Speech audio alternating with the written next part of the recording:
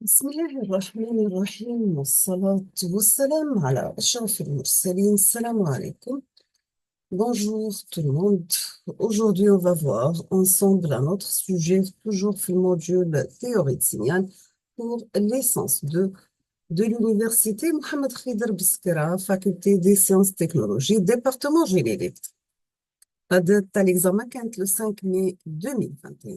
La durée à l'examen, c'était 40 minutes. On va commencer par l'exercice numéro 1 sur 7 points. Donc, soit le signal suivant, x de t qui est égal cosinus de pi t multiplié par rect de t sur la période pi. La première question vous demande de représenter ce signal. Donc, vous avez 0,5, 0,5 et un point. 0,5 pour représenter la fonction rectangulaire, 0,5 pour représenter la fonction cosinus et un point pour représenter le signal x de t. On va commencer par la représentation du signal du fonction porte rect de t sur grand T. C'est un signal rectangulaire d'amplitude égale à 1, centré 0, la période égale à pi. Donc, est égal à 0 de moins l'infini à moins pi sur 2, égal à 1 entre moins pi sur 2 et pi sur 2, égal à 0 de pi sur 2 jusqu'à plus l'infini. On passe maintenant aux représentations de x2 qui est égal à cosinus de pi t. Donc, voici la représentation d'un signal cosinus. C'est un signal périodique de période égale à 1.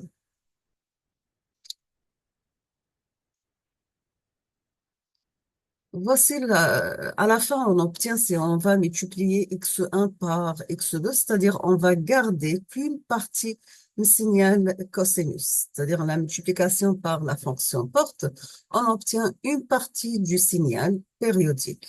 L'autre partie, ça sera égal à 0. Deuxième question, on vous demande de calculer l'énergie totale de x et déduire sa puissance totale P de x. Et quelle est sa classe énergétique? Pour le calcul de l'énergie, donc on doit passer par calcul d'intégrale. Donc on doit calculer un intégral entre moins l'infini à plus l'infini de x de t élevé au carré dt. Donc notre signal est défini entre moins pi sur 2 et plus pi sur 2, a carré par cosinus carré de pi t dt. On va remplacer cosinus carré x par 1 plus cosinus 2x sur 2. Donc, on obtient a carré sur 2, l'intégrale entre 0 et 1, ou de 1 plus cosinus 4 pi t dt. Donc, notre signal est défini entre moins pi sur 2 et plus pi sur 2. Donc, on obtient a carré sur 2, l'intégrale entre moins pi sur 2 et pi sur 2 de 1 dt plus a carré sur 2, l'intégrale de moins pi sur 2 jusqu'à plus pi sur 2 de cosinus 4 pi dt. L'intégrale de 1 dt entre moins pi sur 2 et pi sur 2, donc on obtient pi. Donc ça reste a carré sur 2 multiplié par pi. Plus l'intégrale de cosinus, c'est sinus. Donc on obtient a carré sur 2 par 1 sur 4 pi, sinus 4 pi t entre moins pi sur 2 et pi sur 2. On va remplacer le sinus pi sur 2 et moins pi sur 2. Donc, on obtient a carré sur 2, pi plus a carré sur 2 multiplié par 1 sur 4 pi, multiplié par sinus 4 pi par pi sur 2, moins sinus 4 pi par moins pi sur 2. Donc, on obtient a carré sur 2 pi plus a carré sur 2 par 1 sur 4 pi par 2 sinus 2 pi au carré. On va sortir a carré sur 2 comme facteur, donc ça reste le premier terme, c'est pi, plus 1 sur 2 pi sinus 2 pi carré, donc est égal à peu près à 2,1809 a carré. Donc, il est inférieur à l'infini. On peut dire que notre signal, c'est un signal à énergie finie. Bien sûr, tous les signaux à énergie finie ont une puissance moyenne totale nulle. Donc, la puissance pi de x égale à 0.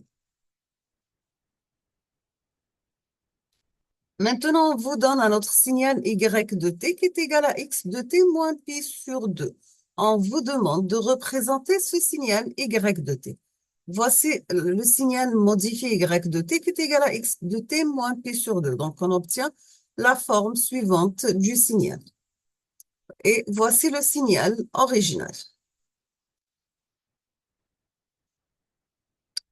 On passe à notre exercice. C'est l'exercice numéro 2. Ça concerne toujours la représentation graphique des signaux. Et nous avons des signaux rampe, la fonction échelon, etc. Donc, nous avons x de t qui est égal rampe de t. Le signal rampe de t, c'est la fonction rampe qui commence de 0 jusqu'à l'infini, c'est la pente.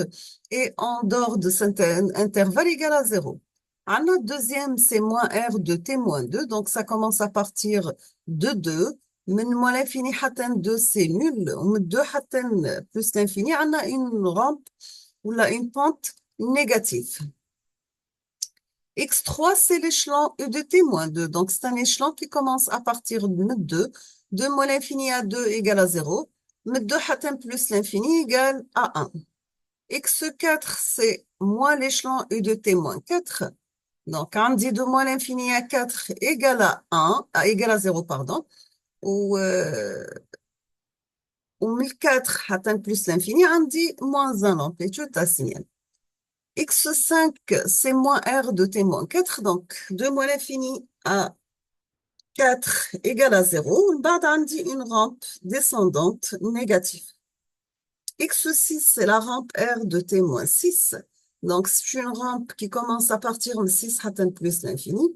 Ou moins l'infini حتى 6 égale à 0. C'est une rampe positive.